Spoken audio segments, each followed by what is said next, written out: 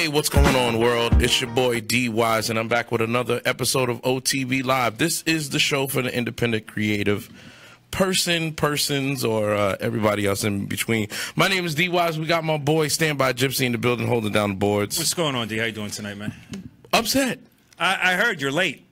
Very late. Extremely late. Extremely late. Explain to the people. Oh, I'm going to pull a Ben Carson to throw my girlfriend right under the bus. Is this a 60 stop right here? Yeah. Is this 60 right local? Is the bus still running? Express? Is this the Trans Center? Yo, so this is what went down. This is what happened. So I was prepping the show. I was downloading all the files. I was getting everything together. Like, that's what I do Mondays. I put out the flyers. I get everything together. And my girl hits me up and is like, oh, Lennox needs Pampers. And I'm like, okay, I need to run out to Costco and go get the bulk. You know what I'm saying? It's cheaper that way. Fine.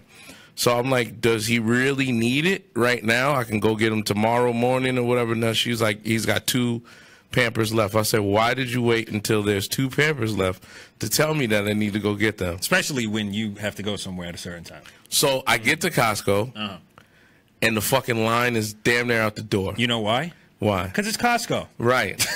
It's fucking Costco. So I get to Costco. I get online. I'm prepping the episode. I'm sending out flyers and getting people. All of a sudden, I get to the counter, and they're like, oh, your membership is deactivated. You're no longer a member. I said, what do you mean? They was like, oh, every January you have to pay your annual fee. I was just like, I didn't. Is that when the Costco police come out and they escort you out and rip up your card and throw it in your face and tell you that you're nothing? You're a fucking piece of shit. Get the fuck out of here. Nah, it was just like, well, you just have to pay your membership fee. And I was like, okay. And she was just like, I was like, how much is that? She was like, $120. No, fuck that. So I was like, cost you very much. So I was like, oh, okay. So with the 120, the Pampers and the lactate milk, all came out to $185. Ouch. So then I get back in the car. I started lactating after that. Yeah, my nipples are pretty sore. So then I get over there, and she's there, and she's just like, I was like, come and get the stuff. She comes to get the stuff, and then she was like, thank you, have a good show. And mind you, it's like 7:30 already, and I got to be here at 8. First off, in Yonkers. First off, I like how, and I have to pick up my guest, of course. Who is a fucking cripple. First off, I like how you treat. I like how you treated dropping off the baby goods like it was a drug deal. You stuffed outside. Come downstairs. Come downstairs and come get it. Come downstairs and come get this crack. This baby formula crack. Come get this work. What the fuck? You know you wanted Nino Brown. Yo, dude, I was on some next shit. I was like, yeah, whoosah. You're here, you made it. Yeah, I'm here. Well, ladies and gentlemen, boys and girls, this is a special show tonight. We're actually going to be playing. We actually have 3 guests, 2 that are in the studio with us, and then one that is here in spiritual essence. I see. Yeah, exactly. Well, ladies and gentlemen, boys and girls, we have the wonderful and talented ladies. That's a man, Maury. That's a man. Ladies and gentlemen, we have Tess Tickles and Bella Biscotti in the building tonight. So give it up for them. They're in the building tonight. So clap it up for them. Pull the microphone. Pull the microphone closer to you. You know, that's the most applause Tess has ever gotten in her life. Oh my God. It's over. Ladies and gentlemen, these few people I've worked with a couple of times now. I met you both at Ignite. At Ignite. Well, no, I met Bella at damn, what's it's Freebird now? What it used to be? Oh, fuck! It had the rooftop. Yeah. Damn. Elements. Oh, at Elements. I met Bella at Elements because I was doing karaoke downstairs while they had LGBTQ night upstairs. That was when that was what's his name? No, not Gregory. What the hell is his name? Jeffrey. Yeah. Jeffrey was DJing it. I think they had a couple people DJing it actually. Yeah, whatever. Well, Kevin Berg, Jeff, all them, we all came, and But the whole thing was all the drag queens used to come downstairs to sing. Bella was one of the ones that used to come down and grab the microphone I'm and like, sing. where's that? There's a microphone downstairs. I believe it. I was like, oh shit. So I met Roro there. So then after Element stopped doing it, well, actually, B Lounge used to do karaoke that I used to go to, which Yes. was, I don't understand why when it comes to having an LGBTQ bar or restaurant, it gets shut down within like a year or two.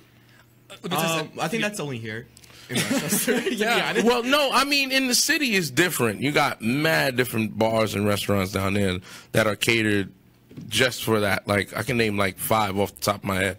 But when you come to Westchester, it's like non-existent. Zero. There are 0 gay bars in the entire county of Westchester. Not only that, no longer do we even have a gay night in a straight bar, which we had for a while. I'm sure we'll talk about. Yeah, we'll get into So right that. now, last week, that was the last night for that. And Right. so that's a big thing. I can go on and on about that. So Yeah. I'm sure we'll... So Bella and I worked together at Ignite. We were doing karaoke night Tuesdays. and Tess and I worked together at Ireland's 32 because I was the second DJ. Well, it lasted like what 4 or 5 months maybe. Yeah. Yeah. When did But you came in the summer, right? yeah, I think I came in the summer. Yeah. Yeah, so I was DJing Gag Thursdays, and I didn't tell you how they came up with the name. It wasn't. I thought it. Not, not the Yeah. obvious. No, it's not about the sucking obvious. dick. Okay. It was actually. It was Would make actually. sense, no? I'm pretty sure that it I thought is. it was about second No, I mean, no. Because isn't that Occam's razor? The no. most obvious answer is the correct answer. Tess said the reason why it was called Gag Thursdays. Oh wait, I did say this, and it's true. So the 2 original drag queens that were there, they didn't want them anymore, and they got Roro and Tess. Oh. And they said they gagged when they found out that they were fired. I snatched the show. And I was like, oh shit. They were there on Thursday performing.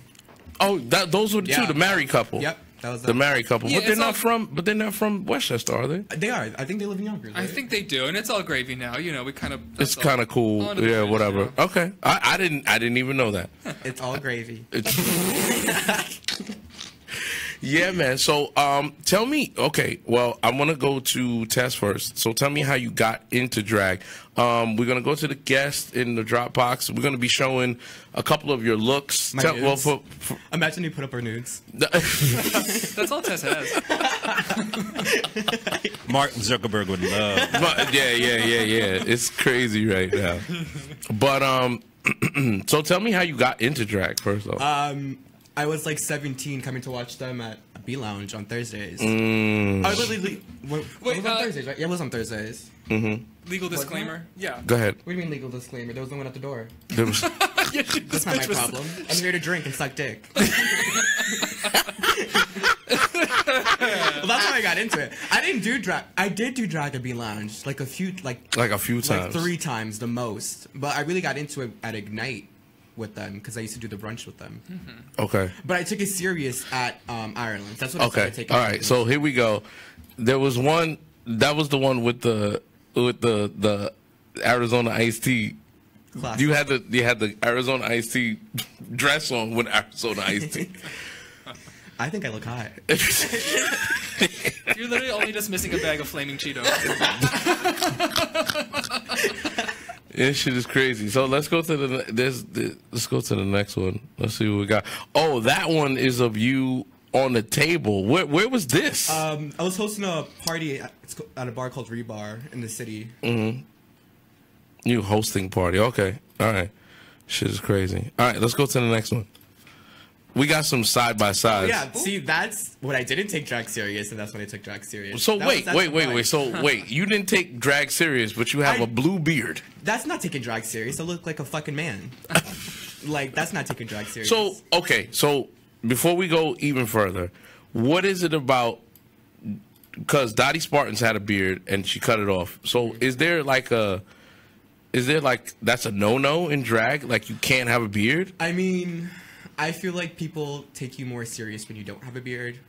And you get, I used to get clocked all the time for having a beard. Like, people just didn't like it at all. Really? Yeah, I used to just do it because I liked my boy facial hair. and I wouldn't do it that often, so I used to just put glitter on it. Oh shit. Okay. But like the first time I shaved my beard, I never let it grow again, and like never. Wow. We got any more over there? Over there. Oh, over there. Let me see. Oh yeah, the Medusa. Yeah, man. I like that one. That was fun. Well, wait, that wasn't. Yeah, we got the red one. I think my favorite one is the lobster one. Oh, that's a pageant I did in the summer at the Monster Bar in the city. Like my first ever pageant. That was the first ever pageant you Yeah. ever did? But it's So did you get to perform, or was it like... Yeah, it's the whole thing. It's like it's what pageants are, but it's different because Monster, they have a party called Look Queen, and basically it's you have to have a look. It's like a whole production. You have to have a look. You have to have a mix that goes with your look. It's like Right. the whole thing. So I won. When did I win? I won Miss December. So I did like the finale thing in August. Oh, shit. Okay. All right. That's what's up. It was fun. Stressful but fun. Stressful but fun. But what did you perform with lobster claws? I did a Powerpuff Girls mix. I was supposed to be him. No one really got it because of my hair, because I did my hair. Like, he has flat hair, but I'm a fucking drag queen, so I wasn't gonna wear like flat hair. Right. That's like 3 wigs. Put together? How the yeah. fuck do you do that? Like, how do you put together... You literally just, it's a... You have to glue it together? Like, No, what? you zip tie wigs together, and then you style it to be one wig, and then... Zip tie. Zip ties, and then I duct tape my head, and I put the wig on my head so it doesn't fall off, and then I put spirit gum on my forehead so it's like literally stuck to my head. Yo. It's like What? it's like Lucifer himself, but I gotta do what I gotta do. Oh, shit.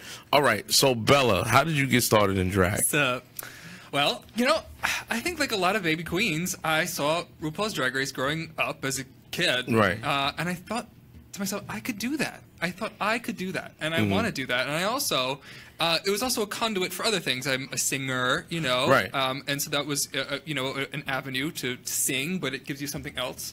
And I also love makeup. I always loved makeup. I love dressing up. I think Right. it's so fun. So, and I thought I could do this. This is, because I also am a painter and I draw and that kind of thing too. And so they call it painting your face for a reason. I mean, makeup is paint on your face, and it's living, breathing art.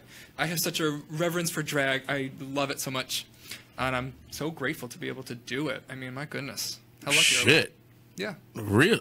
Damn. Oh, there Okay. she is. Yeah, let's get... Yeah. So, that's a side-by-side, folks.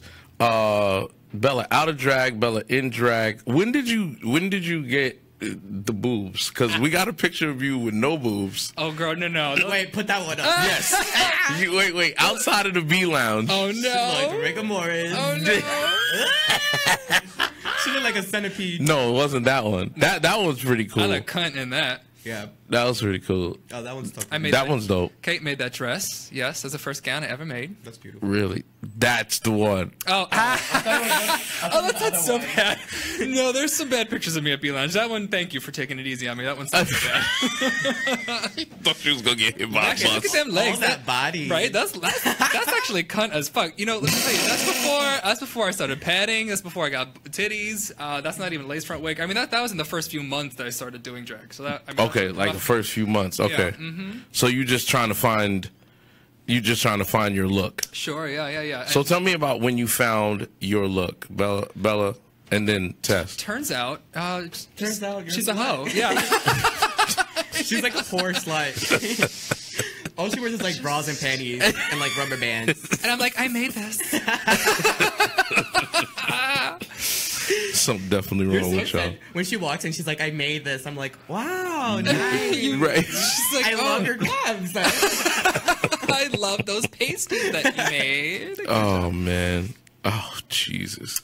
So okay. So I don't want to go delve into too deep when it comes to. Do it. Go deep, baby. I want to talk shit. I literally came here handle just to it. talk shit. Literally on the car ride here, I told him, I was like, all I'm gonna do is talk shit. So, Right. Let's I'm go. ready. So tell me about the hate. What hate? Just the hate from other. First of all, give me the hate from the other queens, and just give me the hate from straight people. Because the hate. Straight people either hate us or want to fuck us. So it's like there's no in between. There's love it literally when no it's in both. between. Literally, the guys who come to Ireland, literally either want to put their dick in my mouth or they want to punch me in the face. Or they want like a free shot or isn't something. Isn't it great when that happens simultaneously though? Oh, you're when sucking dick and they pour like fireballs on your throat. I think it's great. I have no money. Of course I want free liquor. But we do get a lot of hate. Yo, so there's some. Wait, so Bella, were you weren't at the one up in Peekskill? Because I went up to Dottie's thing in Peekskill. She's been there before, but yeah, I've been there plenty of times. Well, yeah, just this last time. So the last time that we went up there was a dude. Oh yeah, there was dudes. Like there was multiples. Well, no, there was one dude that was acting real out of pocket behind him, like.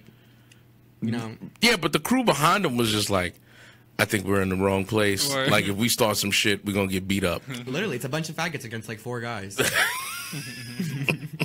I think the 4 But he was just, so you were sitting in the corner. I couldn't do shit. Yeah. You got one leg. Literally, it was literally a day after my surgery, and I was like, I want liquor. So I went to Jesus Christ. Shit is crazy, man. Yeah, but there was a dude there, and he was just like, yeah, fuck this. I don't want to be around these faggots, blah, blah, blah. And I'm like, dude, you're at a bar, and there is a drag show going on. Why are you here? Just go home.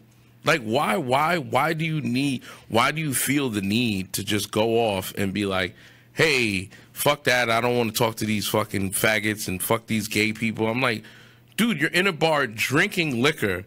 At a drag show. It's like there's posters everywhere before you even come in. So, like, he knows where he is, you know? Well, can I say 2 things about that? Number one, obviously, you know, he's the first one sucking dick in the bathroom. Literally. It's Taylor. So, is that a myth, though? Honey bunny. Sucking dick? No. No, is that a myth? What? A myth of what?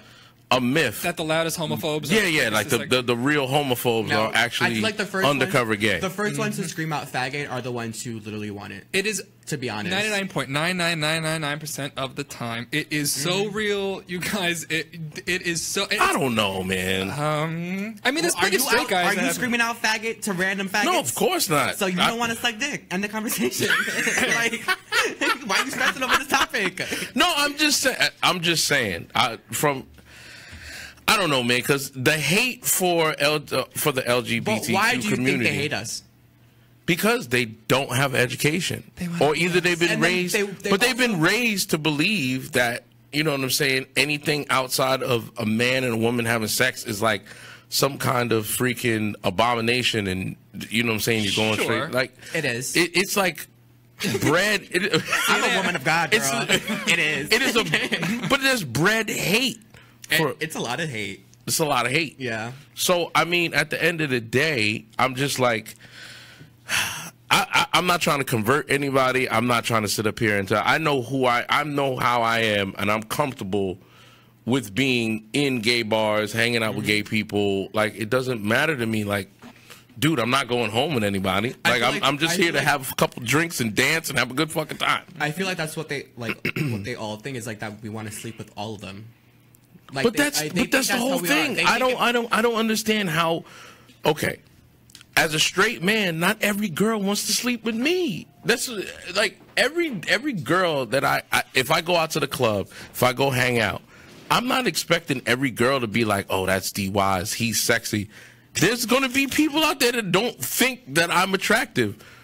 Male, female, or otherwise. Like, yeah, but hey, you're talking like a rational person. I mean, these people are not rational people. These people that have all that hate inside of them and all that stuff, they don't think about this rationally. That's not how they live their lives, and that's the scary part.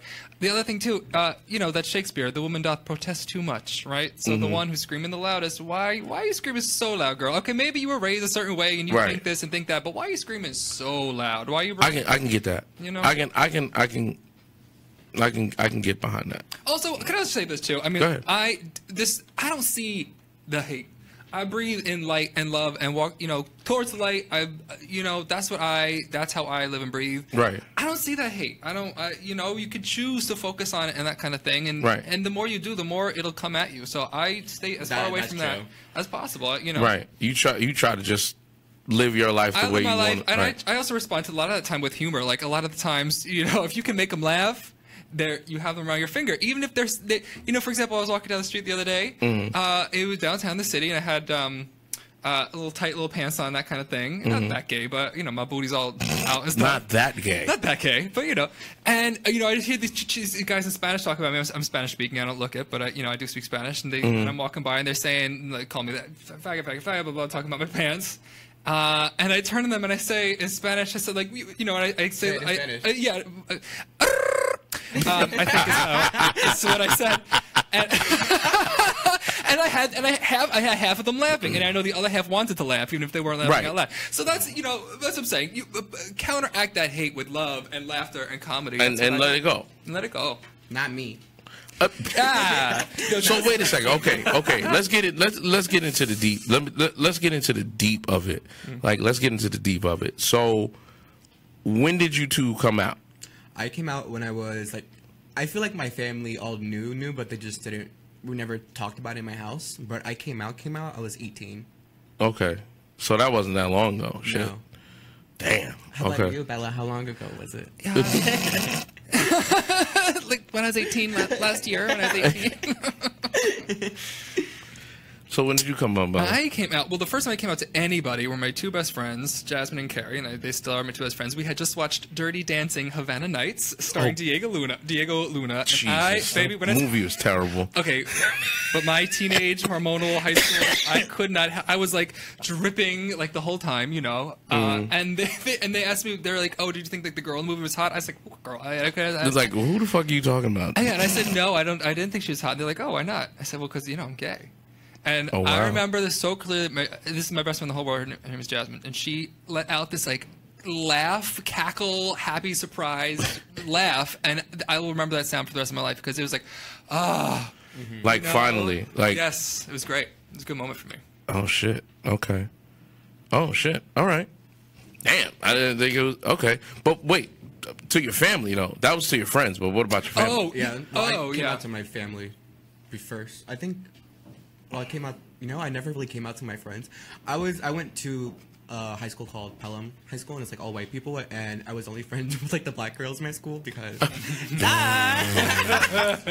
So like I never had to really tell them because like they already knew. Like, I was like faggoty, so I never really told them. But like, the first time I ever experienced myself actually telling someone that I was gay was to my mom. Really? Yeah. And how did she take it? Was she? She cried. Like she's super religious. But it was like a process though. Like I had to tell her because I told her I was gonna go to her friend's house and confront her friend because her friend was like telling my old town. Her friend was telling everyone that she had proof that I was gay, and I was like, "What do you mean? What does that mean?" Exactly. I was like, "What do you mean you have proof that I'm gay? Like what proof is there?" So I told her, I was like, "I'm gonna go to your friend's house and confront her." And my mom was like, "You're gonna fight her?" And I'm like, I don't know. Maybe. So, and then my mom was like, "Well, are you gay?" And I was like, "Yeah." And then it was like crying, whatever. But we're good now. Okay. All right. Like coming out to your mom and then coming out to your mom as a drag queen is two separate things. Mm-hmm. Ooh. Like, okay. Jesus Christ. When my mom found my bag under my bed with all my wigs in it and stuff, she confronted me and she thought I was prostituting. And I was like... Of all things. Of all things. She's like, "Are you having sex for money?" And I froze and I was like... Wow. Why didn't I think that? You do that. Like, people do that. And I was like, no, I'm not. Like, no, I'm not. I'm not doing that.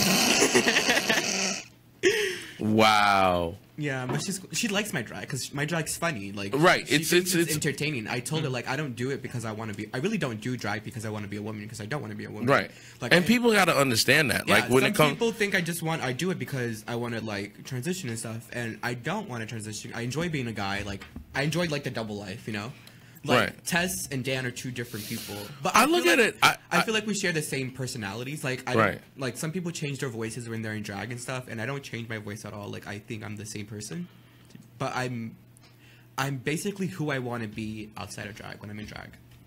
Mm. And what about you, Bella? Well, people do drag for all different kinds of reasons, Mm-hmm. What's the question? Can you put it in a sentence? Can you?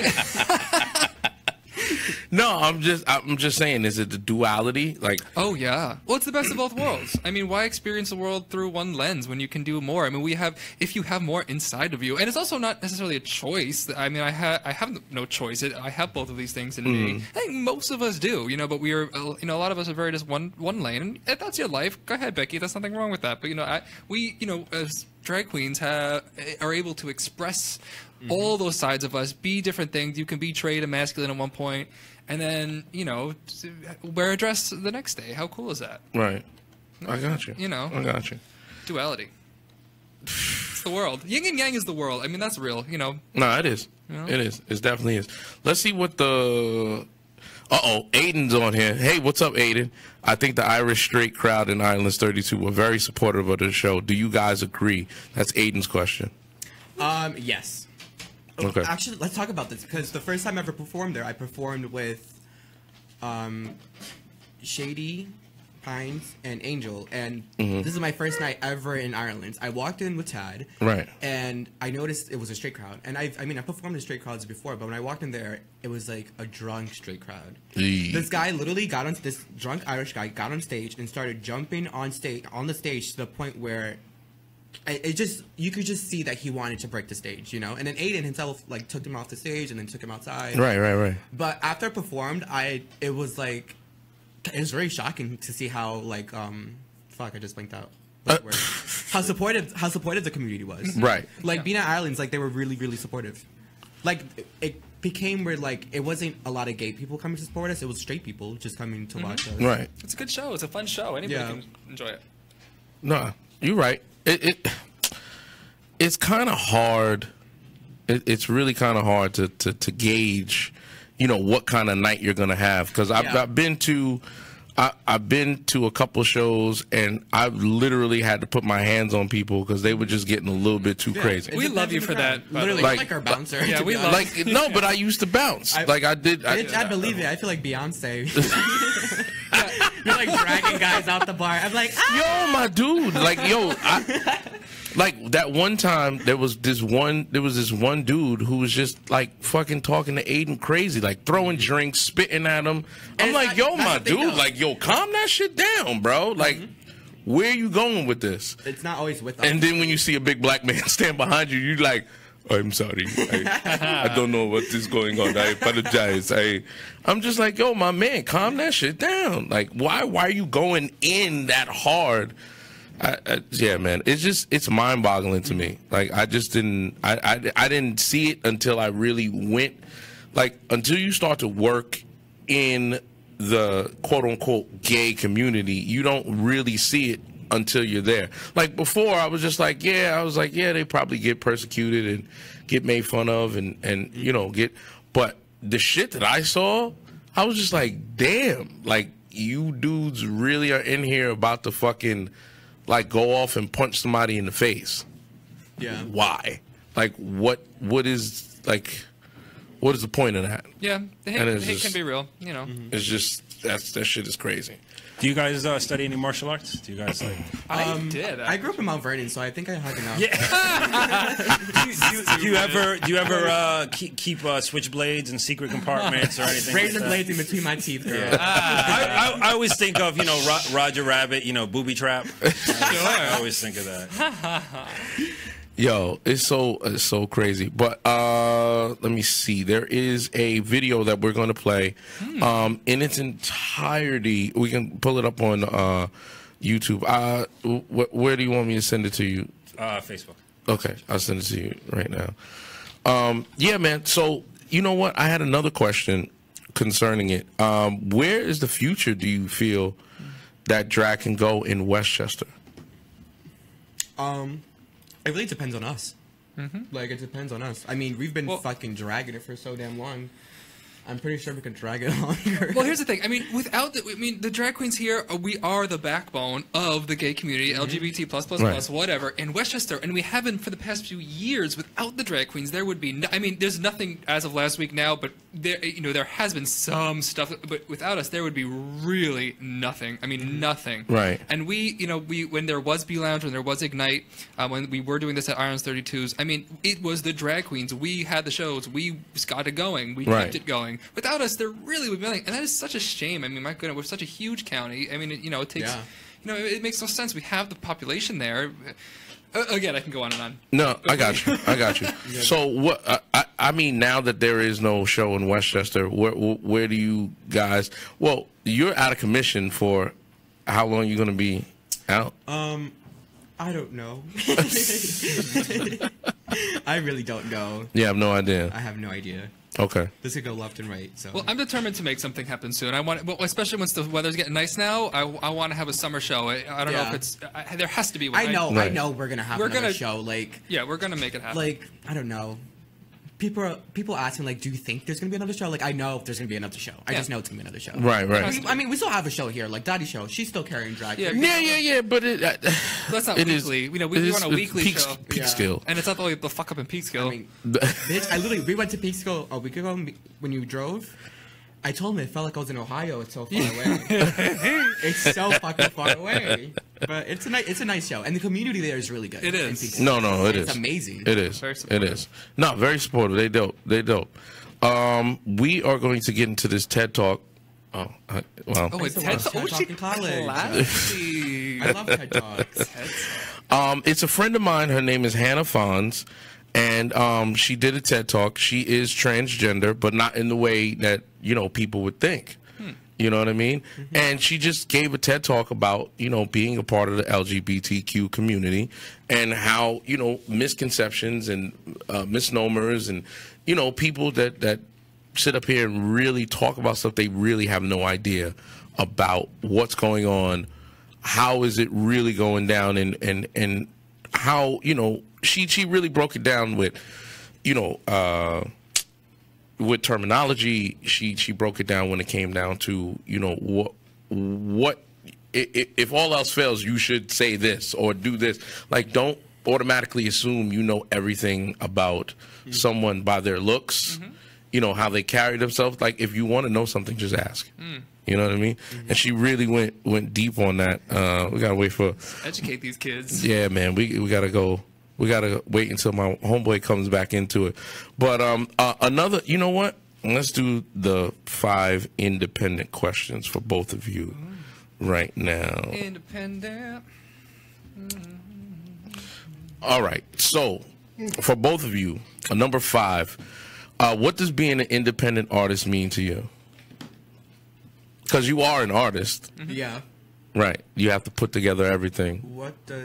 I feel like it's my own little business. So Right. I take it serious. Like, now that I don't know, I take it serious. Like, when people book me, I have my booking fee. Depending on where I'm traveling to, you're paying for that too. Like, I'm not going to put myself out there and get paid $50 to, like, $50 is not shit. With the amount of money we spend on makeup, clothes, hair, and all this stuff, it's expensive. Like, it's a business. And people don't think about that. Right. So I take it as a business. But that's not even answering your question. Okay. All right. Well, go ahead, Bella. No, you answered it. I think it is. Yeah. I mean, it is your chance. Ooh. Go ahead, Bella. You can clap all you want. Yeah. Does that crowd tip too? We accept 20s, 50s. Venmo online. Yeah, Venmo. Oh God, you and that goddamn Venmo. I got Venmo. Yeah, wait. Yo, I was at the show one night, Gypsy, and this fucking asshole was like, "Can you Venmo me my tips?" Like, who the fuck did you think you are? Digital, baby. Let me tell you. Welcome to the future. Right. Who the fuck do you think you? Can you Venmo me my tips? Like, bitch, if you don't take these $1 bills and go somewhere. Like, no, because I had to get the fuck up out of there. I wasn't waiting on nobody. Oh, Okay. Jesus. Anyway. All right. My question number 4 would be: Would you sign with a major company, like in drag? Would you do commercials? Would you quintessentially sell out to the man? I think that doesn't happen. It happens. It happens. It happens. Like, I feel like that happens with, like, people who are like shabam, Like, right now. What's the difference between you and the shabam people? I'm just a small town girl. No, for real though. Like, I feel like people who are like RuPaul's Drag Race do that shit. But like, who's gonna sign me? Costco? Like, What you want me to sell? Lemons? Samples by the freezer? Yo, you gonna be standing there with like lobster claw hands and be like, we have a 50-inch Samsung TV on sale this week. Like, I don't think that happens. Does that happen with us? No, it does. I mean, it does. Of course, it happens more like, you know, the AAA girls, you know, when they had the American Apparel Right. gig. Okay, that, but that's like but that's a RuPaul's Drag bigger, Race. right? Those are drag race girls. I mean, Right. Yeah, I mean, no one's signing you right now, but you know, Yeah. Yes. Yeah. But the opportunity came. I mean, RuPaul has a theory that drag, no matter what, can never be mainstream just by its very nature. But, Really? Yeah, Okay. I mean, that's one theory, you know. But Coming from someone that has a nationally syndicated show well, that's what he's saying. on VH1. But of course, well, that's the whole point. So people are asking him this question, and they say, you know, Ru, what do you think? I mean, is this selling out? You're on VH1 now, blah, blah, blah. And really the answer is, well, his answer is that drag can never be mainstream. Its very nature is it's against... It's anti-establishment. Yeah, anti-establishment, exactly. It's Okay. rock and roll and all that stuff. And challenging, because drag challenges the societal norms, and that's what it always has done, and that's what it... But also, you know, RuPaul also comes from an older school of drag too, I think. I mean, it could be... Yes, because there was a big backlash about, you know, other people being in drag, like trans people being in drag, and RuPaul was like, that's not drag. Yeah. Yes, but... I mean, she thought she was wrong in that, though, because she apologized, but... Okay. We're all growing and learning. I mean, Yeah. here's the thing, too. I mean, we also can't... I mean, here's kind of one piece about that is the people that were so quick to just say, I'm never doing RuPaul again, ever, so quick to turn on her. And it's like, okay, well, yes, she did this one thing, and we'll address it in a second. Right. Hang on. You can't just disregard the decades of work that she has done for our community for the past 30 True, plus years. true. I mean, yeah. We have to educate her. But today, in today's society, it's just like everybody. Opinions are like assholes. Everybody got one now. Yeah. You know, everybody sits behind, you know, that's one of the reasons why I wanted to do this show, because I wanted to really educate people about what goes on to make a business work. Because you guys are really in there in the trenches and really doing shows. Like, you have to put together your makeup, you have to put together the outfits, you have to put together the wigs. Like, a lot of people, like, I get up on the microphone and I sing, or I DJ. Like, there's not, I mean, yeah, lifting stuff, but really, you guys have to put together a really lot of stuff. You got to put together a lot of stuff in order to make shit work. Number 3, well, who are your influences other than, you know, RuPaul? Like, who is Westchester Drag, because that's okay? They're like the first drag queens I ever saw. Really? That's Okay. back to the question you asked me before, like, why did I start you? And it's like, I grew up watching that. Literally grew up watching them do it. Right. And that's what made me want to do it. And I take a little bit from everyone. If you really look into my drag, I literally take a little bit of everyone's drag into my drag. Okay. And what about you, Bella? Yeah, you know, I like to, no matter what it is, it has to be a look, there has to be like an idea behind it. I don't want to just wear a dress from Forever 21, right? I mean, you want to, there's got to be some intent behind it, some thought. You have to go into, there has to be a direction with drag, and so that, and my influence, I mean, I don't know if it's my influence, but that's something I strive for, so I'm not going to be influenced by just a dress I buy from the store and throw on. Got you. Know? All right, we're gonna wrap up the last 2 questions, but we're gonna play the first 2 minutes of the video. This is Hannah Fons, and it's neither he nor she but me. It's TED Talk. I actually had a chance to go out and check this out. We're gonna play about 2 minutes, and you can check that out right on YouTube. It's up right now. First of all, I can't believe I had to follow Lovia Jai. It's like, great. Hi, it's good afternoon. I was born in a small farm town in Iowa. I came into the world with 2 X chromosomes and all the usual things that go with that, which is to say female. My parents named me Hannah Ruth after my great-grandmother and a great-aunt. Obviously, a few things have changed since then. I'm a member of the transgender community. More accurately, more specifically, I'm what you call gender non-binary or gender non-conforming. With all of the media and political drama around my people recently, you're probably more familiar with us these days than you were even just a few years ago. But it's important to understand that there's more to the transgender community than just Caitlyn Jenner and RuPaul's Drag Race, which is why I'm here. I'd like to share my story with you, hopefully broaden your understanding of gender variation a little bit, and show that a very strict either-or male-female binary model of gender leaves a lot of people out. So, like I said, I was born female. To put it a little bit more clearly, I was assigned female at birth based on my anatomy. But from the very start, from the time I was a little toddler, I was a very ungirlish little girl. I hated dresses. I loved catching bugs and wrestling. My grandma once asked me what I wanted to be when I grew up. I told her I was going to be a man and have a wife. But on the other hand, I loved playing with makeup. I loved jewelry. If something was purple and involved feathers or rhinestones in any capacity, I was all about it. So, while I've never thought I was a boy, I knew I was a girl. But I was into some things that were stereotypically girly. But the bulk of it was a very bad fit, to say the least. So, before we get deeper into my story, we should get a few terms straight to understand. So yeah, that was Hannah Fons. You can check her out on YouTube. It's a TED Talk. They did it at Adelphi University, and I had a chance to go out there and check it out in its entirety. It's only about 19 minutes, and I stress that doesn't matter, straight, gay, trans, whatever. You should check it out because it gives you an in-depth look how someone grew up in a small town that really didn't identify as being a woman and wanted to change. She's still on her driver's license. Later on, she's like, I'm still classified as a woman. You know what I mean? I got my breasts removed. You know, I started taking hormones, but not to the point that, you know, I wanted to get a penis. I don't want one. And, you know, and some people look at that and be like, well, what the fuck are you? And she was just like, I'm just me. That's it. Yeah, who cares about the box, the label? I mean, really, come on, we're not in 3rd grade. It's not boys on the left, girls on the right. You know, come on.